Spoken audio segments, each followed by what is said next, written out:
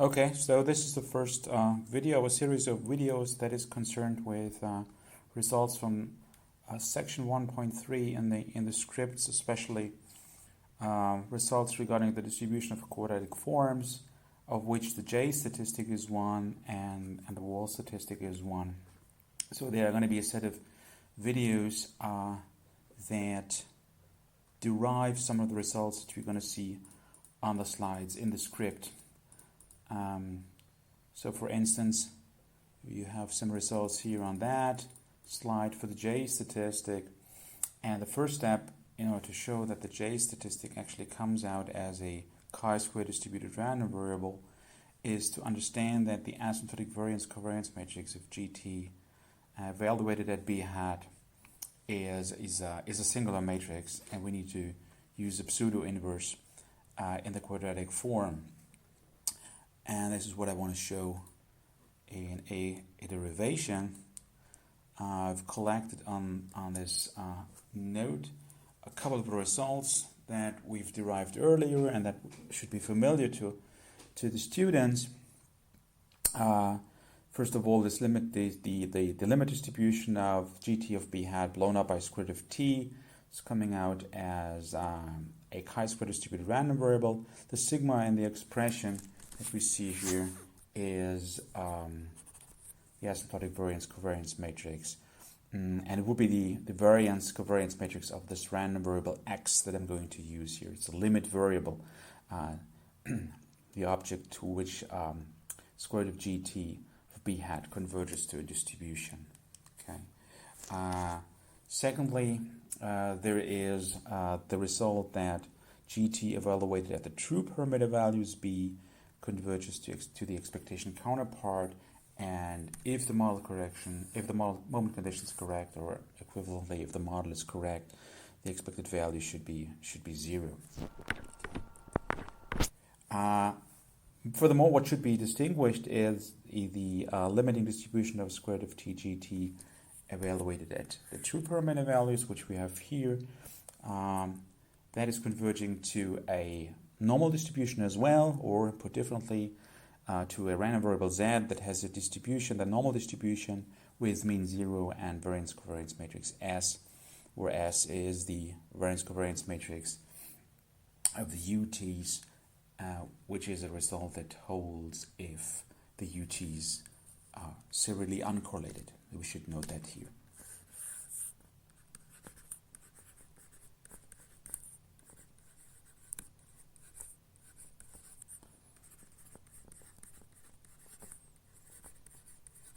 We have no problem with assuming that UTs are serially uncorrelated in the context of empirical asset pricing, because the model predicts that the UTs should be a martingale difference sequence. Okay, so what we also have is the formula that defines the GMM estimator with that linear combinations for GT to 0, and that is done with the weight matrix AT of B hat. This is genetic form of GMM. And finally, we're going to assume that this AT of B hat sequence has a well-defined probability limit, and we call that matrix A. Okay. Now we're about to show that the variance covariance matrix of square root of TGT of B hat, or more precisely, the random variable to which the variance covariance matrix of the random variable to which square root of GT B hat converges to, namely X, is a matrix that is not a full rank, but of the rank n minus k, where n is the number of moment conditions, or number of test assets in our context, and k is the number of parameters. Okay, and in order to understand this result, you have to understand a bit about the nature and the origins of the multivariate normal distribution. And if you have these results, I guess it's easy to understand that actually the rank of sigma in the present context is reduced. Now, the starting point is the following notion. So take a look at this expression,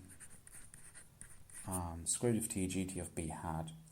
And we're going to multiply this with a sub t, Now, what's going to happen is that per construction, this object at any finite sample size t should be 0, right? Because we this is what we define. This is how we define the GMM estimator in the first place. But nevertheless, what we have is we have the result that AT converges in probability to A, this non-random matrix, and we have that GT evaluated at B hat and blown up by square root of t converges in distribution to this random variable x, which has the normal distribution with mean 0 and variance covariance matrix sigma, right? So we could have another another result we can use in the sense that we have one object that converges in distribution to a random variable x, the other converges in probability to something that is non-random, and we could use the Slutsky theorem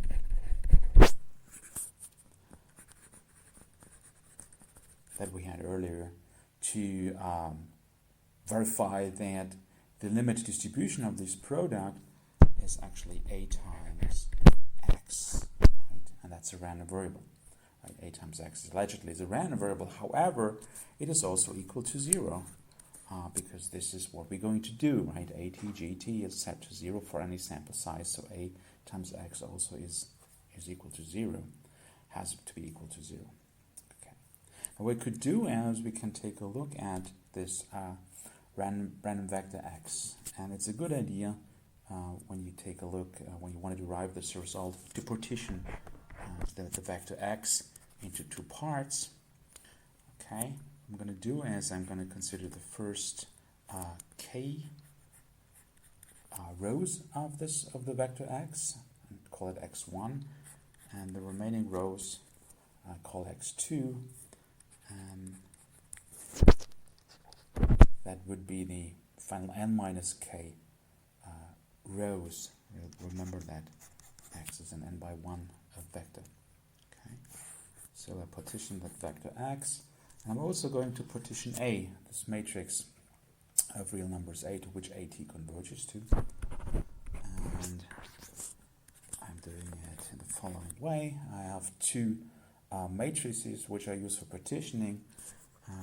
A has k rows, and I'm going to take the first k rows and k columns, call it A1, and then I have the remaining n minus k rows and call them A2. Okay. So what we get from this partitioning is that we had AX is 0, but we can write this equivalently in this fashion using the partitioned matrices and vectors like that, right? Now what we can do is we can solve for x1. Okay, so solving for x1 entails pre-multiplying both sides of the equation, the resulting equation, by a1 to the minus 1, and we'll get the solution for x1, which is what we have here. We did a similar thing in class already, but now this works for the random vector x. Okay. Now, what we have is we have x. The vector x is jointly normally distributed, and by a property of the multivariate normal, the subsets x1 and x2 both are also normal vectors, right? Normally distributed random vectors. This is a property of the multivariate normal. Right? Every subset of random variables in a random vector also comes out as multivariate normal. Okay, so x1 and x2 are both normal variates. What we can do then is we can see that we can actually construct some elements of the vector x by using other elements. So I have these remaining n minus k entries of x, and what I can do is I can have the first as we have it here, the first k elements of this vector represented as a function of x2. Right?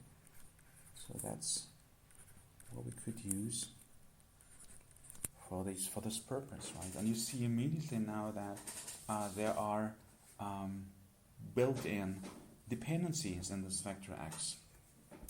Built in because this is how we generate our GMM estimates.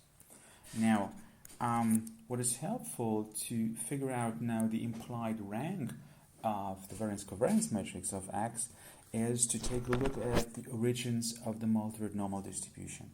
And the multivariate normal distribution actually comes from a construction principle. And the construction principle entails using standard normally distributed random variables which are independent. So the U is a vector, and I design the vector such that it is what I need in the present context. So this vector U is a random vector which contains standard normally distributed random variables which are also independent, and independence and zero correlation mean the same thing in the context of the normal distribution. So I can have this expression that U is a random vector, which means zero, and variance-covariance matrix being the identity matrix of order n minus k, and the whole vector is jointly normally distributed. Okay, well that's the starting point. Independent, standard, normally distributed random variables, and these are then combined to generate new random variables. So here comes a matrix B, okay, and this matrix B in the present context is a quadratic matrix. So it's of dimension n minus k times n minus k, okay. And as a result of this linear combination, I get a new random vector, x2, that's going to be an n minus k times 1 vector, right? And that vector is as a result of taking standard normally distributed random variables and linearly combine them. So I can, and this is actually our x2, right? So I can generate the jointly normally distributed random vector by using standard normally distributed and uncorrelated random variables. I can do this with any jointly normally distributed random vector. Okay. Generally, I would need to add mu, a vector mu, which is an n minus k times 1 vector of real numbers, and this mu vector actually takes account for the mean of the variables in x2. Okay, so what you would have is mu would serve as the expected value of x2, and in the present context here, what we need to construct our x2 vector from the standard normals, here mu would be 0 because x has a mean equal to 0.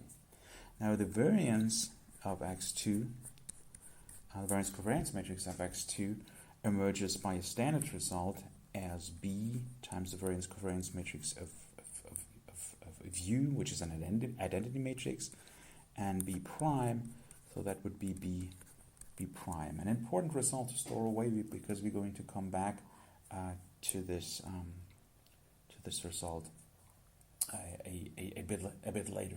Okay. Now, an important result that we have here is the following: when we kind of consider the rank of a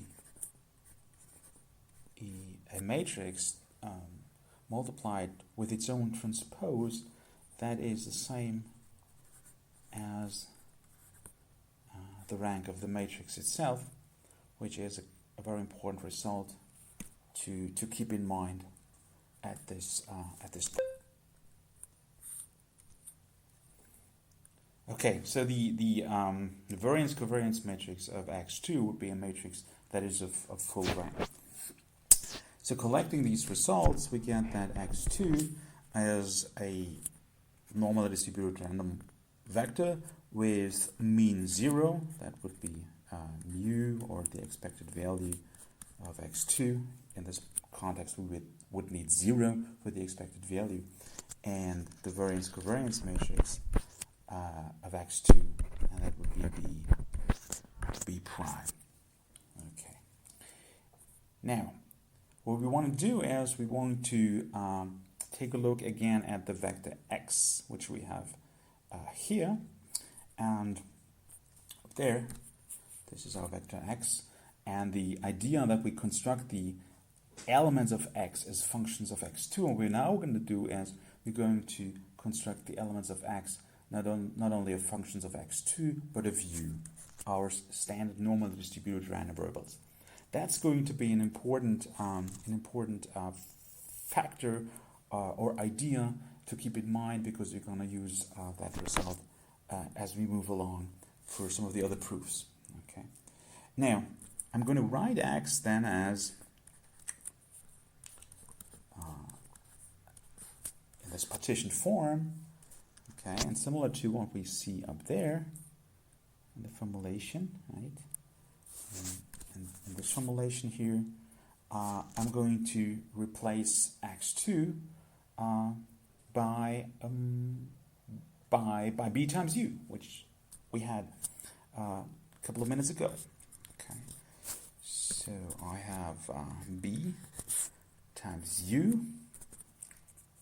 Okay, that gives me x2, and now I need to take care of the first entries, x1 that is, and I'm writing this as a function of x2, but x2 can be written as a function of the u's. So I have the b times u here. B times u gives me x2, and I'm going to use the term that we had derived earlier, the weights with which I multiply this x2 to get the first elements of x1 that is. Okay. So, okay, all set here. See what we've done.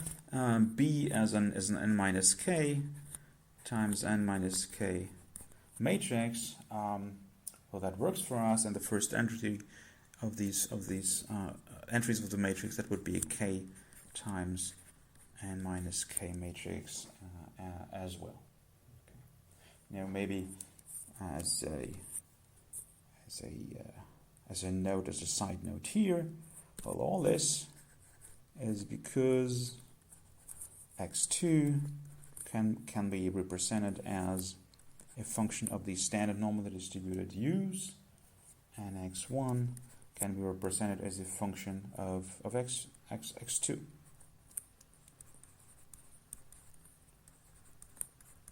And I just inserted these results. Okay. Now it's pretty useful to sort of remind ourselves of the basic principle of the construction principle of the multiple normal, this tracing back to the standard normally distributed random variables in U.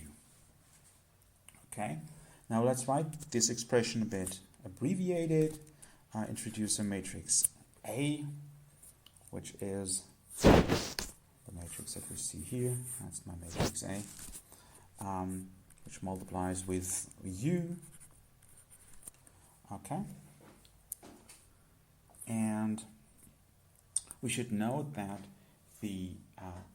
now we should take a look at the rank of this matrix A that we have here. And as you see immediately from this representation that we have here of the matrix A, you're going to see that there are actually k linear independent rows in this matrix A. Only n minus k rows are linearly independent. Right? The column rank is n minus k, that's okay. But there are only n minus k linearly independent rows of this matrix, which I called A. So I'll write it here as well. That's our matrix A. It has n rows, but only n minus k linearly independent rows, and that implies that the rank of that matrix A is n minus k, the number of linearly independent rows which we have here. Okay.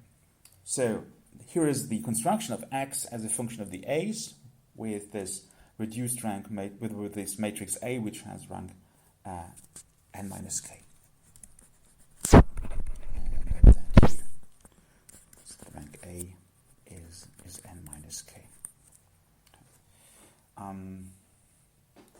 Now, remember, the object we're after is this variance covariance matrix sigma. That would be the variance of X, the asymptotic variance covariance matrix of square root of G, GT at B hat. And that would be the variance of A times U, and that would be A times variance covariance matrix of U, which is the identity matrix, A prime, and that would be the same as A prime. Okay. Now we are in a similar situation that we already had, right up there. Take a look at the expression that we had here. The rank of BB prime is the rank of B. As a matter of fact, this result, for those of you who want to look it up, is in William Green's matrix appendix, which is available on Elias. This is his result A6.5. The rank of BB prime being the rank of B. Now, same result here, or same situation here. What's the rank of the variance covariance matrix of X? So this is the rank of X of sigma. That would be the rank of A prime, which is the same as the rank of A, as we just saw, and that is the rank is n minus k. And that's basically showing what we're after, right?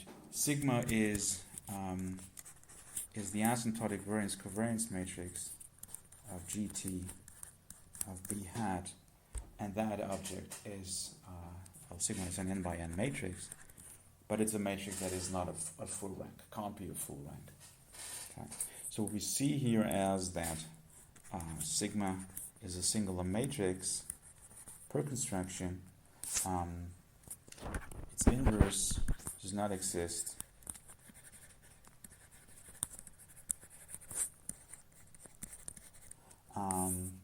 And we when we construct the J statistic, we can't use the inverse of the variance covariance matrix of square root of TGT, or the asymptotic variance covariance matrix estimate, because it is not a full rank.